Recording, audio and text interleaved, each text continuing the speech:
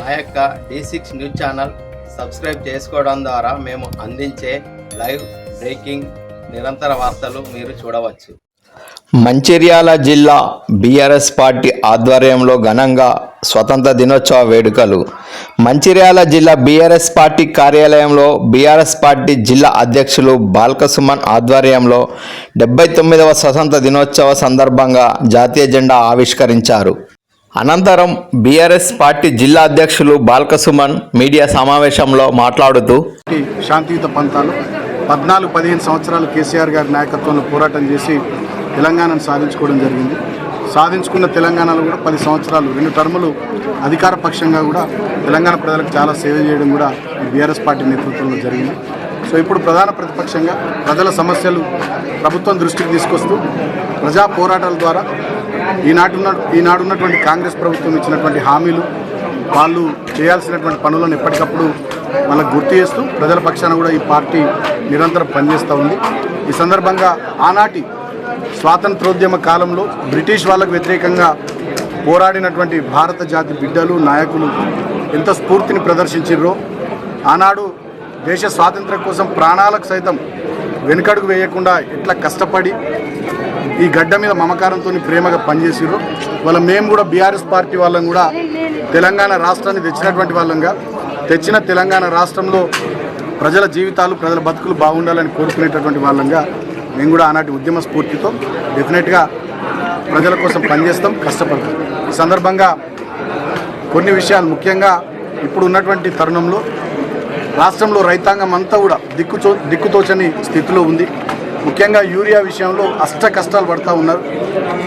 మంచిర్యాల జిల్లాలో అటు మంచిర్యాల నియోజకవర్గం కానీ, బెల్లంపల్లి నియోజకవర్గం కానీ, చెన్నూరు నియోజకవర్గం కానీ విపరీతంగా యూరియా కొరతతో రైతాంగం ఇబ్బంది పడుతూ ఉన్నారు. నిన్న కోటపల్లి సొసైటీ దగ్గర, కోటపల్లి మండలం మొత్తం చెప్పులు లైన్లో పెట్టి రైతాంగం అంతా కూడా 7 గంటలు, 8 గంటలు, 9 గంటలు ఎర్రటెండలో ఎదురు చూసేటటువంటి పరిస్థితి.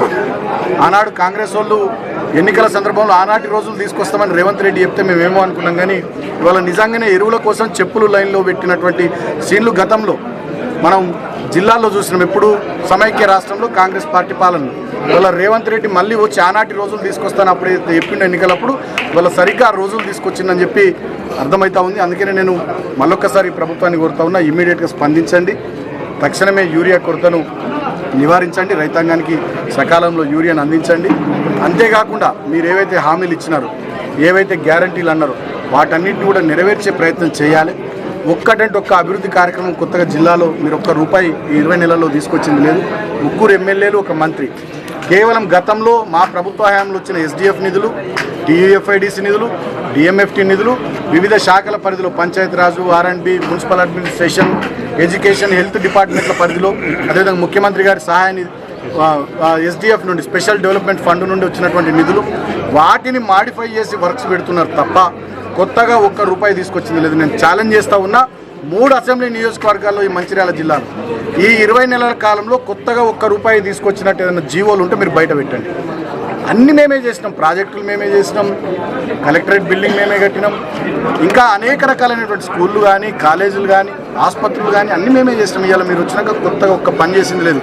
ముఖ్యంగా మా చెన్నూరు నియోజకవర్గంలోనైతే ఆనాడు మేము తెచ్చిన చెన్నూరు రెవెన్యూ డివిజన్ ఇవాళ పక్కకు పెట్టిండు మంత్రి గారు. బస్ డిపో తెచ్చినాం, దాన్ని పక్కకు పెట్టిండు. అస్నాథ్ పార్పల్లి 2 మండలాలు చేసినాం, దాన్ని పక్కకు పెట్టిండు. 1600 కోట్లతో చెన్నూరు ఎత్తిపోతల పథకం తీసుకొచ్చినాం, పనులు ప్రారంభించినాం, దాన్ని పక్కకు పెట్టిండు. మందమరిలో 500 కోట్ల రూపాయలతోని పామాయిల్ ఫ్యాక్టరీకి కేటీఆర్ గారితో కొబ్బరికాయ కొట్టించినాం. ఇప్పుడు అది పక్క నియోజకవర్గం బెల్లంపల్లికి వెళ్ళిపోయింది. అదేవిధంగా కొన్ని రోడ్లు ఉండే పారిపల్లి టు కోటపల్లి, ఆ రోడ్లన్నీ రద్దు చేసిండు. సో ఆస్నాథ్ పారిపల్లి మండలాలు కొత్తగా ఏర్పాటు చేయించిన వాటిని రద్దు చేయించిండు. 100 పడకల ఆసుపత్రి పని ఆగిపోయింది చెన్నూరు పట్టణంలో. అదేవిధంగా మహిళా భవనం పని ఆగిపోయింది చెన్నూరు పట్టణంలో. Integrated veg and non veg market పని ఆగిపోయింది.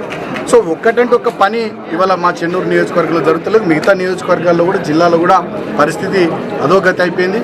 కాబట్టి మేము డిమాండ్ చేస్తూ ఉన్నాం బీఆర్ఎస్ పార్టీ పక్షాన, మీరు నిధులు తీసుకురండి, అభివృద్ధి చేయండి, ఈ జిల్లాను బాగు చేయండి. అంతే తప్ప కక్ష సాధింపు చర్యలు, ఇవాళ వేధింపులు, పోలీసుల వేధింపులు, అక్రమ కేసులు పెట్టుడు, దాడులు చేయడాలు, దౌర్జన్యాలు చేయడాలు, బెదిరియడాలు, ఈ రకమైనటువంటి వాటితోని ప్రజలను మీరు ఏదో భ్రమల్లో ఉంచి మళ్ళీ అధికారంలోకి వస్తామనుకుంటే అది మీ కళ. బీఆర్ఎస్ పార్టీ నాయకులు ఎవరు కూడా వెనకడుగు వేయరు. ఖచ్చితంగా రాబోయే రోజుల్లో బ్రహ్మాండంగా మళ్ళీ పోరాటాలకు సిద్ధమవుతాం. ఈ సందర్భంగా నేను జిల్లా ప్రజానీకానికి విజ్ఞప్తి చేస్తూ ఉన్నా. ఇప్పుడు 20 నెలల సమయం అయిపోయింది. వీళ్ళు ఒక్కటంటే ఒక పని చేయలే. రాబోయే స్థానిక సంస్థల ఎన్నికల్లో వీళ్ళకి కర్రు కాల్చి వాత పెడితే ఒక సురుకంటిస్తే భవిష్యత్తులో వీళ్ళకి తెలిసి వస్తుంది. ఆనాడు ఓట్ల కోసం ఏది పడుతుంది మాయమాటలు చెప్పి అధికారంలోకి వచ్చి ఏం చేయకుండా ప్రజలు పట్టించుకుంటలేరు అనేటటువంటి ధోరణితో వాళ్ళ అహంకారంతో కాంగ్రెస్ ప్రభుత్వం ఉంది. ఈ ప్రభుత్వాన్ని మొద్దు నిద్ర నటిస్తున్నటువంటి ఈ ప్రభుత్వాన్ని తట్టి లేపాలంటే వచ్చే స్థానిక సంస్థల ఎన్నికల్లో మంచిర్యాల జిల్లాలో అన్ని మండల పరిషత్తులు అన్ని జిల్లా పరిషత్తులు ఖచ్చితంగా బీఆర్ఎస్ పార్టీని గెలిపిస్తే కాంగ్రెస్ పార్టీ మొద్దు నిద్ర వీడుతుంది.